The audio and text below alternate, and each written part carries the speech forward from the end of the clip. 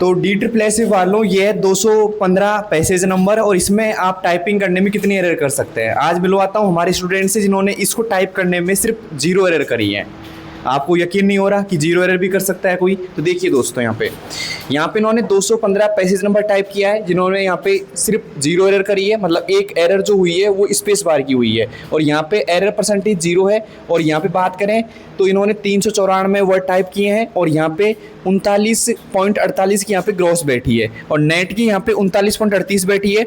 Accuracy कटपिट की आई है 99.75। अब 0.25 किसकी कटी है एक्यूरेसी, वो देखिए दोस्तों यहाँ पे लाइन मिसिंग इन्होंने करी नहीं है, बट यहाँ पे एक एक्स्ट्रा यहाँ पे स्पेस दे दिया इन्होंने। स्पेस बार क्या होता है, ये देखो यहाँ पे ये स्पेस बार होता है, और ये स्पेस बार इन्होंने एक बार एक्स्ट्रा दबा दिया, बस ये इन्होंने एरर करी यहाँ पे, बाकी कोई एरर नहीं की। और यहाँ पे बात करें बैक स्पेस कितना यूज किया है, तो यहाँ पे 48 बार यहाँ पे बैक स्पेस यूज किया है इन्होंने, ठीक है। तो 48 बैक स्पेस के साथ 0 एरर करी है, और 39 की यहाँ पे लगभग स्पीड आई है इनकी नेट की 39.38 की। तो पूछते हैं कि भाई इनको क्या घबराहट हुई थी इसको पैसेज टाइप करने में, और इनका क्या टारगेट था जिसकी वजह से इनकी 0 एरर आई है यहाँ पे, ठीक है।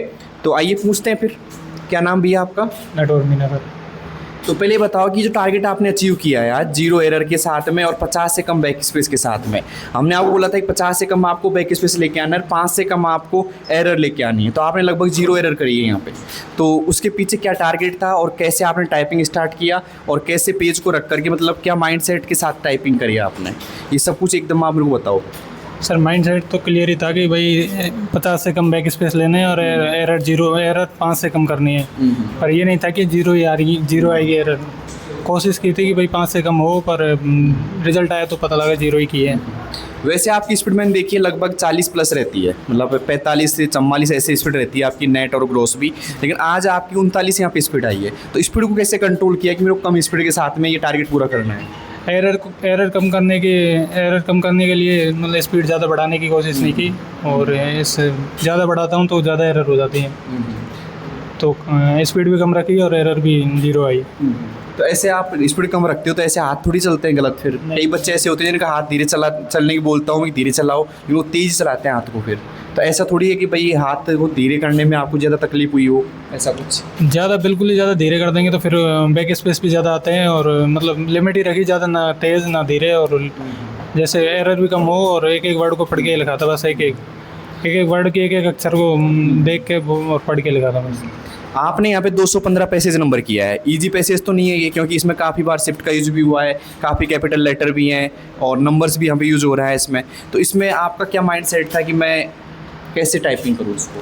सर यही था माइंडसेट, आपने जो भी बता रखा है वही फॉलो किया था। मतलब एक एक वर्ड के एक अक्षर को पढ़ के उसको ही टाइप किया था, ना बढ़ाने की सोची स्पीड, ना ज़्यादा कम करने की सोची। और जो भी एक एक वर्ड लिखे थे वो मतलब ऐसे लगा नहीं था कि भाई ये एरर मैं गलती कर रहा हूँ, सभी ऐसे लग रहे थे कि राइट है। और जो बैक स्पेस भी कम हुए और एरर भी अच्छी है, और एरर परसेंटेज कम आई। अच्छा। जब आपने टारगेट अचीव करने के लिए अपनी स्पीड को कम किया तो मन में ये डाउट नहीं हुआ कि यार कहीं डिस्क्वालीफाई हो जाऊँ मैं? ऐसे तो था सर, मुझे नहीं लगा था कि मैं क्वालिफाई हो जाऊँगा, पर ये था कि एरर तो कम ही आएगी, 5 से कम ही आएगी।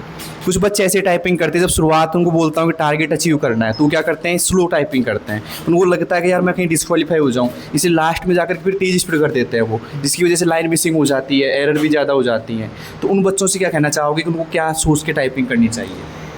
सोच के तो क्वालिफाई की तो पहली बार दिमाग से निकाल दो कि भाई क्वालिफाई के लिए टाइपिंग कर रहे हैं हम। ऐसे सोचो कि जो भी कर रहे हैं, जो भी टाइप कर रहे हैं वो राइट ही करना है, और बैक स्पेस भी कम यूज़ करना है, और एक एक वर्ड पढ़ के, वो एक एक वर्ड का एक एक अक्षर पढ़ के लिखना है बस। मतलब पूरा मीनिंग मत पढ़ो, एक एक वर्ड का एक एक अक्षर पढ़ के टाइप करो, और भाई उसमें गलती कम होगी उससे, और एक्यूरेसी भी अच्छी आएगी। ठीक है, तो एक स्टूडेंट है अशोक कुमार जो आपसे कुछ सवाल पूछना चाहते हैं। ठीक है दोस्तों, आज अशोक को यहाँ बिठाया मैंने आपके कुछ सवाल लेकर के, जैसे आपके इन्होंने कमेंट पढ़े थे कई सारे, उनको सवाल को लेकर के आज ये पूछेंगे आप, मतलब एज ए स्टूडेंट बन करके कि आपको क्या क्या समस्या हो सकती है टाइपिंग में, और कैसे आपकी टाइपिंग स्पीड ग्रो की जाए, और कैसे टारगेट अचीव किया जाए। उन सभी को लेके कुछ सवाल इनके हैं वो पूछेंगे, तो आप पूरे सवालों को ध्यान से सुनना इनके को, और पूरा वीडियो ज़रूर देखना। ठीक है, तो पूछिए अशोक जी जो भी आपको पूछना है इनसे। जैसे मुझे भैया से ये पूछना था, जैसे 215 जब पैसेज स्टार्ट किया था, दो बच्चे पास में बैठे थे, इनके कंपटीशन में भी एक बच्चा बैठा हुआ था, दोनों ने एक बात की शुरू किया था कि कौन ज़्यादा कम एरर लेके आए। तो एक वो प्रेशर अलग से था इनका माइंड पे भी, उनको भी कंपटीशन देना है, उनसे कम एरर करनी है। और फिर पास में और भी बच्चे जो कर रहे थे, उसकी जो कीबोर्ड की आवाज़ है वो आ रही थी, कुछ बच्चे बात भी कर रहे थे। तो मतलब ऐसे माहौल में इन्होंने माइंड सेट खुद का कंट्रोल में कैसे रखा। और जैसे कि आप देख सकते हो इतने कम बैक स्पेस है इनके, उसके बावजूद जीरो एरर है, जो कि लाना बहुत मुश्किल हो जाता है विदाउट, क्योंकि कई बार हम कोशिश कर चुके हैं बैक स्पेस बंद करके भी, फिर भी ये नहीं होता कि जीरो एरर आ जाए। पर इन्होंने ये किया है, तो मतलब इनका माइंडसेट क्या रहा था ऐसे एनवायरनमेंट में? माइंडसेट तो यही था कि क्वालिफाई की नहीं सोचे एक तो, और साथ में भैया था वो कर रहा था मेरे साथ, पर यही था, उन्होंने यही बोला था कि पता जितने कम बैक स्पेस और जितने कम एरर होंगे उतने कम करने हैं, मतलब 5 से कम एरर और 50 से कम बैक स्पेस की बोली थी उन्होंने। तो मैंने वही सोची थी कि बस यही करना है, आगे ये नहीं सोची कि भाई 0% ही आ जाएगी, एक्यूरेसी 100 ही आ जाएगी, ये नहीं सोची थी, पर आएगा ही पता नहीं। प्रेशर भी नहीं बनाया, इतना प्रेशर भी नहीं रखा माइंड पे कि भाई बिल्कुल ही उससे क्वालिफाई ज़्यादा, उससे अच्छे एक्यूरेसी रखनी है, उससे कम बैक स्पेस रखनी है, ऐसे सोची नहीं। तो एज ए स्टूडेंट्स ऐसे मैं कई बार प्रॉब्लम फेस करता हूँ। जैसे जब अपन टाइपिंग टेस्ट देते थे, शुरू में स्लो स्टार्ट करते हैं, मिड में अपनी उंगलियाँ प्रॉपर चलती रहती है, पर जैसे टाइमर की तरफ देखते हैं और जैसे टाइम घटता जाता है, जैसे 10 मिनट से लास्ट के 2 या 1 मिनट बचता है, तो उस टाइम पे हम थोड़ा पैनिक फील करते हैं कि अभी इतना पैसेज बचा है, इतना करना है, पता नहीं अपना क्वालिफाई होगा या नहीं होगा। उस टाइम पे आपने कैसे एक्यूरेसी मेंटेन रखी और कैसे बैक स्पेस मेंटेन रखे? मैं टाइम पे ध्यान नहीं देता, एक तो टाइम की तरफ देखता नहीं, और मेरे साथ भी हुआ था स्टार्टिंग में, मैंने भी बिल्कुल धीरे ही किया था, और पहली लाइन में ज़्यादा बैक स्पेस आया था मेरे, ज़्यादातर पहली लाइन में गलतियाँ हुई थी, पर फिर मैंने वो कोशिश की अच्छा करने की, और फिर अच्छा ही हुआ लास्ट में, मतलब बैक स्पेस भी कम आए और एक्यूरेसी भी बढ़िया आई। जैसे कई बार ये भी जो प्रॉब्लम मैं भी फेस करता हूँ, जैसे कई बार प्रेशर ज़्यादा होता है माइंड पे, आपने बताया आप इतना सोचते नहीं हो चीज़ों के बारे में, पर फिर भी कई बार ऐसा होता है जैसे अपन टाइप कर रहे हैं, तो जो उस प्रेशर की वजह से अपने हाथ हड़बड़ाने लग जाते हैं, हाथ ठंडे पड़ जाते हैं, हम टाइप नहीं कर पाते। जो हम सोचते हैं हम घर पे प्रैक्टिस करके आए, पर वो जो माइंड सेट में जो टेंशन में रहती है कि अपने कहीं प्रेशर रहता है, उसकी वजह से हाथ ठंडे पड़ जाते हैं। ऐसा कुछ आपके साथ फील हुआ है, और अगर हुआ है तो उसको कैसे मैनेज करते हो आप? ऐसे कई बार हुआ है, और अब की बार तो नहीं हुआ, पर होता है कई बार प्रेशर के टाइम, तो मैं उस टाइम स्पीड धीरे कर देता हूँ जब हड़बड़ाहट होती है तो, और फिर जैसे ही उंगलियाँ बड़ी अच्छी चलने लगती है फिर स्पीड बढ़ा देता हूँ, तो मैनेज कर लेता हूँ उधर का टाइम उधर आगे। तो जैसे आपने ये हमारे इस इंस्टीट्यूट के साथ पहले भी कई टेस्ट दिए हैं, उनमें आपकी एरर पहले ज़्यादा आती थी, जैसे 10 के अप्रोक्स, फिर उन्होंने आपने उन पे काम किया, पैराग्राफ भी चेंज किए, टफ़ किए, मीडियम किए, हार्ड किए, ऐसे कुछ किए। पर जो आपकी जो एरर थी पहले ज़्यादा थी, उन पे आपने कैसे काम किया कि मतलब यहाँ पे इस वजह से एरर हो रही है और उसको ऐसे ठीक किया जा सकता है? मतलब किस चीज़ पे काम किया था तब जाके ये माइलस्टोन आपने प्राप्त किया है जीरो एरर का? सर के अधिकतर तो ज़्यादातर सर के रूल फॉलो किए हैं, और पहले ऐसे ही होता था, जल्दीबाजी करता था, स्पीड बढ़ाने की सोचता था तो एरर ज़्यादा थी, बैक स्पेस भी ज़्यादा आते थे, 100 के लगभग आते थे, पर फिर जैसे सर ने जो भी रूल बताए हैं वो फॉलो किए हैं, तो बैक स्पेस भी कम है और एरर भी अच्छी आई है, एरर भी कम हुई है। तो जैसे कई बार आपके साथ ऐसा हुआ था जो स्टूडेंट फेज में होता है, जैसे आपने कोई टेस्ट दिया उसमें एरर ज़्यादा आ गई या डिस्क्वालीफाई हो गए, तो उसको कैसे मैनेज करके थोड़ा गैप लिया, उसके बाद में नेक्स्ट टेस्ट लगाया, या फिर कुछ ऐसा, मतलब क्या मोटिवेशन देता है कि नेक्स्ट मैं इससे बेटर करूँ?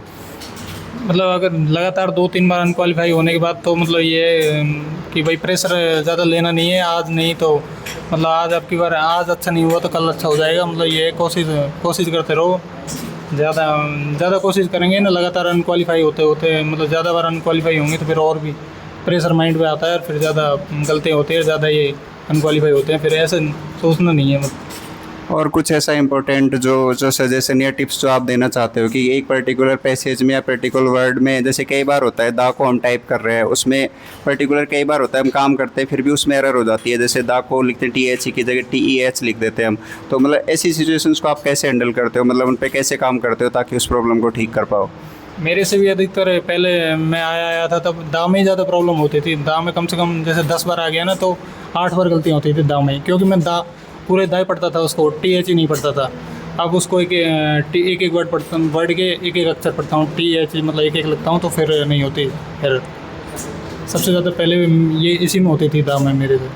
तो जैसे आप बता रहे हो एक एक वर्ड को एक एक टेक्स्ट को पढ़ना चाहिए अपने को, क्योंकि कई बार ऐसा होता है कि कई बार ऐसा होता है मेरे साथ भी, जैसे अपने को कोई स्पेलिंग याद है, जैसे एक्सटर्नल है, एक्सटर्नल अपने को याद है, इसकी स्पेलिंग EXTERNAL होती है, पर कई बार के पैसेज में क्या होता है वो एक्सटर्नल को थोड़ा सा एग्जामिनर है जो गलत टाइप करता है ताकि बच्चा एरर कर पाए। तो ऐसी चीज़ों पे आप कैसे ध्यान रखते हो, मतलब कुछ फ़ायदा, मतलब कैसे कम किया जा सकता है ऐसी एरर को, क्योंकि जानबूझ के एग्जामिनर ऐसी जो स्पेलिंग एरर देता है ताकि बच्चा एरर करे इनमें अपनी, मतलब वो स्पेलिंग एरर या वोकैब के जरिए। हाँ ऐसे होता है, कई कई मीनिंग ऐसे एग्जामिनर जानबूझ के गलत लिखता है, पर वो पेज पे ध्यान रखोगे ना तो एक एक मीनिंग, मतलब एक पेज पे ध्यान रख के मतलब एक एक मीनिंग देख लो कि भाई ये गलती है यहाँ पे, इसमें ये गलती है, तो देख के लिखोगे तो गलती नहीं होगी। मन से मत पढ़ो, बस ये जो पेज में लिखा हुआ है उसको पढ़ के वही लिखना है। तो आज तो अच्छा तो फील हो रहा होगा क्योंकि 0 एरर है, मतलब अब इसके आगे आप, मतलब अब क्या आपका टारगेट क्या रहेगा कि मतलब स्पीड इंक्रीज की जाए या फिर और अच्छा काम किया जाए बैक स्पेस पे?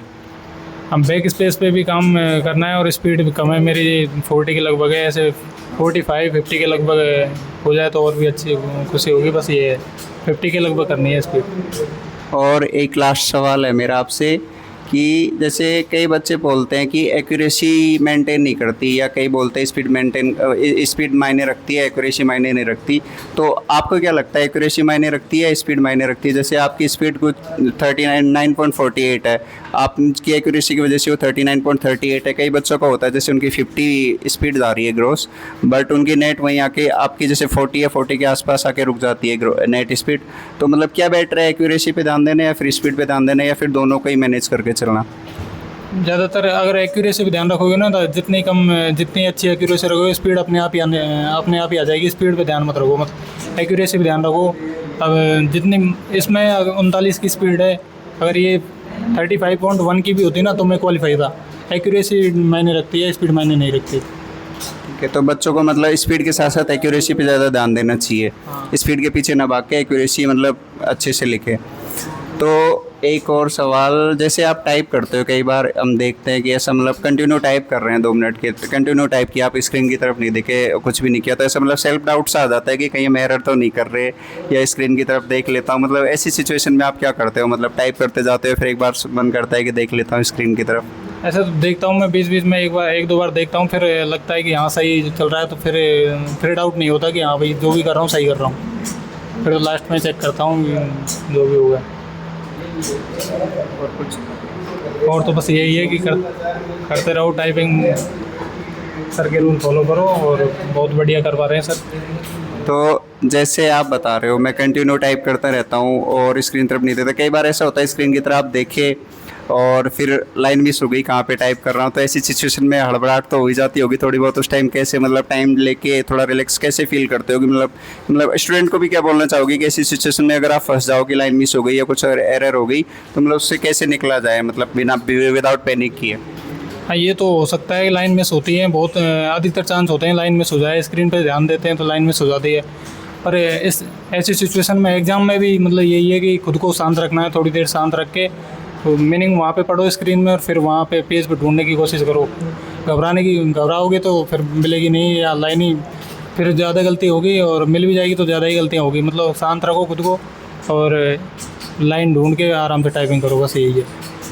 मतलब ऐसा कुछ हो भी जाए तो मतलब फिर से जो लाइन को ढूंढ के मतलब विदाउट पैनिक आप कंटिन्यू रख सकते हो, क्योंकि अगर पैनिक होने से ज़्यादा बेटर ये रहेगा कि मतलब आप कंटिन्यू रख दो, क्या पता आगे सही हो जाए। चलो, तो मेरे इतने ही सवाल थे, बाकी कुछ और बच्चों के होंगे जो कमेंट सेक्शन में आएंगे वो और फिर से पूछ लेंगे नेक्स्ट वीडियो में। तो दोस्तों ये अशोक के सवाल नहीं थे, ये आपके सवाल थे जो हमने एक तरीके से एज ए आपके वकील के रूप में रखा है यहाँ पे उनको, और इनसे पूछा है, मान लो आप, ठीक है। तो आगे आपके जो भी सवाल होंगे ना, तो हम ऐसे ही बच्चों से आपके सवाल पूछवाएंगे, उन बच्चों से इनकी अच्छी स्पीड आ रही है और वो कैसे टाइपिंग करते हैं वो सब कुछ उनसे पूछवाएंगे एक तरीके से। तो हमारी ये एक प्रयास था अशोक को बिठाने का, वो कैसा लगा, अगर अच्छा लगा, अगर आपको समझ में आया, आपको बेटर फील हुआ इससे, तो अगले सवाल आपके होंगे जो ये पूछेंगे, ठीक है। तो आपके जो भी सवाल है ना टाइपिंग को लेकर के, अब वो लिखिएगा आप अच्छे से कमेंट में। हम अगली वीडियो में इस वीडियो वाले जो भी सवाल होंगे ना, जो भी कमेंट्स होंगे, अगली वीडियो में ज़रूर लेके आएंगे उनको, ठीक है। और आपकी हर एक समस्या का समाधान करने की कोशिश करेंगे, ठीक है। और हम आपको भी ये टारगेट देते हैं कि अगली जो वीडियो आए उससे पहले आपको भी यहाँ पे जो 215 नंबर यहाँ पे पैसेज नंबर है 215, उसमें आपको भी यहाँ पे 0.5 की जो यहाँ पे एरर की है ना, तो आपको सिर्फ एक की एरर करनी है मान लो, या 0 एरर करनी है आपको यहाँ पे, और यहाँ पे आपको भी 40 से कम बैक स्पेस लेके आना है, तब मानेंगे कि आप बढ़िया टाइपिंग कर रहे हो, कोई दिक्कत नहीं है। तो आपकी कितनी टाइपिंग स्पीड आ रही है, कितनी एक्यूरेसी आ रही है, कितना बैक स्पेस आप यूज कर रहे हो, और उनके साथ में कितनी एरर आपकी हो रही हैं, वो सभी आप कमेंट बॉक्स में बताओ। और साथ में बताओ ये वीडियो कैसा लगा, और हमारा एक नया प्रयास जो अशोक जी को हमने बिठाया था यहाँ पे एज ए स्टूडेंट और एज ए आपके जो कमेंट्स लेकर के, तो कैसा लगा आपको सब कुछ ज़रूर कमेंट में बताइएगा। धन्यवाद दोस्तों।